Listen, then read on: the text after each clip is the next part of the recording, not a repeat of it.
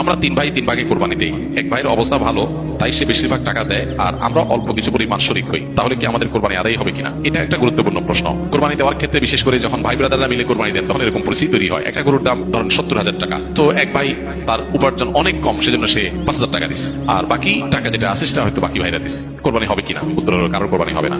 কোরবানিতে যে কোনো একটা পূর্ণ অংশ নিতে হবে, 7 ভাগের একটা পরিপূর্ণ অংশ, 7 ভাগের 1 ভাগ, 7 ভাগের 2 ভাগ, 3 ভাগ, 4 ভাগ, সর্বনিম্ন 1 ভাগ নিতে হবে। ভগ্নাংশ নেওয়া যাবে না, অর্থাৎ 1 ভাগেরও অর্ধেক নেওয়া যাবে না। 2 ভাই মিলে 1 ভাগ নিয়েছে হবে না, তখন সেটা গোশত খাওয়া হবে। পশু জবাই হয়ে গেছে সেই পদ্ধতিতে গোশত খাওয়া হবে, কিন্তু কোরবানি হবে না। কোরবানি বিশুদ্ধ হইতে হলে প্রত্যেককে পূর্ণাঙ্গ একটা ভাগ নিতে হবে। হ্যাঁ, এখন এমন হতে পারে যে এক ভাইকে আল্লাহ আর্থিক সচ্ছলতা দিয়েছেন, বাকিদেরকে দেন নাই, তো কি হবে? তখন সচ্ছল যিনি তিনি তার পক্ষ থেকে কোরবানি দিয়ে বাকি সবাইকে সবার পক্ষ থেকে দিবেন যে ঠিক আছে তোমার পক্ষ থেকে একটা শেয়ার, তুমি টাকা দিলা না, আমি তোমারটা দিয়ে দিলাম, এটা হতে পারে।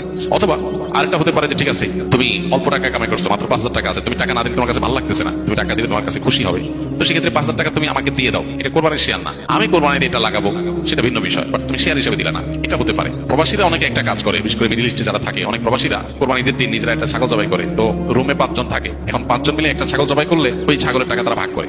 এই যে এক ছাগলে কয়জন শরীক হতে পারবে, কয়জন কোরবানি দিতে পারবে? একজন। ভগ্নাংশ দেওয়া যাবে না। তাহলে একজন কোরবানি দিলে রুমের যে কোনো একজন কোরবানি দিবে, তো বাকি 4 জন তারা কি বসে বসে খাবে? গোশত তো সবাই খাবে, তো এই জন্য তারা 5 জন মিলে ভাগ করে টাকা দেয়।